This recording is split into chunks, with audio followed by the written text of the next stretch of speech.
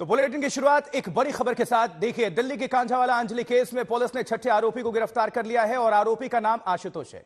जिस Baleno car से अंजलि को घसीटा गया वो आशुतोष की थी और पुलिस के मुताबिक आशुतोष ने अपनी कार अमित को दे दी। हादसे के वक्त अमित ही कार चला रहा था, लेकिन आशुतोष ने पुलिस से यह बात छुपाई। इस बीच एक वीडियो भी सामने आया है और अंजलि के एक्सीडेंट के करीब 2 घंटे बाद एक आरोपी आशुतोष के घर चाबी देने पहुंचता है और सीसीटीवी में उस वक्त सुबह के 4:07 का वक्त दिखा रहा है।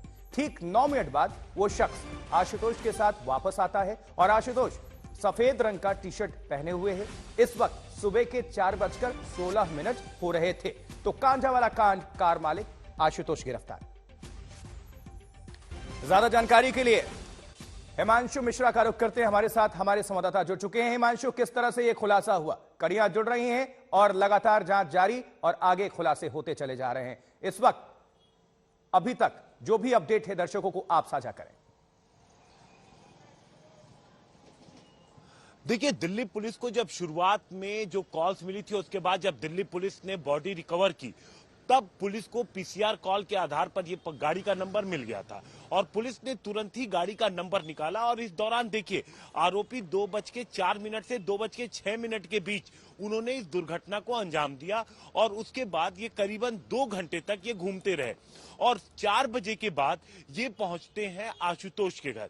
एक आरोपी जाता है, आशुतोष को बुला के ले आता है, आशुतोष आता है और फिर देखिए वो टी शर्ट में ही बाहर आ जाता है। लेकिन उसके बाद शायद उसे ठंड लगती है और उसे लगता है कि नहीं, सिर्फ चाबी ही नहीं लेना है, बात कुछ और है, और वो जाता है और वापस जैकेट पहन के वो वापस आता है। और जब वो वापस आता है तो उसके बाद यहां पर जो चीजें तय की जाती है, देखिए जो पुलिस को इन्वेस्टिगेशन में पता चला था, शुरुआत में जो आरोपियों ने बताया था कि गाड़ी दीपक चला रहा था, बगल में मनोज बैठा था और बाकी 3 लोग पीछे बैठे हुए थे। लेकिन जब जांच आगे बढ़ती है, पुलिस को सीसीटीवी मिलते हैं, तो उसके बाद पुलिस को पता चलता है कि गाड़ी दीपक नहीं अमित चला रहा था और चाबी अमित को दी गई थी, लेकिन अमित के पास ड्राइविंग लाइसेंस नहीं था और इस वजह से ये सारी कहानी रची गई।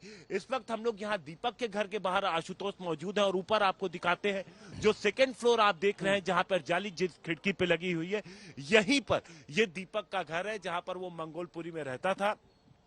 पुलिस ने दीपक को गिरफ्तार कर लिया था और पूछताछ में सभी ने शुरुआत में पुलिस को यही बताया था कि गाड़ी ये जो यहाँ मंगोलपुरी में दीपक रहता है, दीपक ही चला रहा था। लेकिन जब इन्वेस्टिगेशन में बात अमित की आई तो उसके बाद फिर पुलिस ने इस पूरे मामले में 2 लोगों का और रोल आया। एक आशुतोष का रोल आया जिसने गाड़ी दी थी और एक रोल आया अंकुश का, जिसके बाद पुलिस ने उन्हें आरोपी बनाया और साथ ही साथ 2 धाराएं और आप हमारे साथ जुड़े रहे हैं और ये दर्शकों को हम तस्वीरें दिखा रहे हैं। जो ये नया सीसीटीवी फुटेज सामने आया है, इसमें नजर आ रहा है कि आरोपी जो आशुतोष है उसने अपनी कार अमित को दी और वही सीसीटीवी फुटेज सामने आ चुका है और बिल्कुल क्लियर तस्वीर है।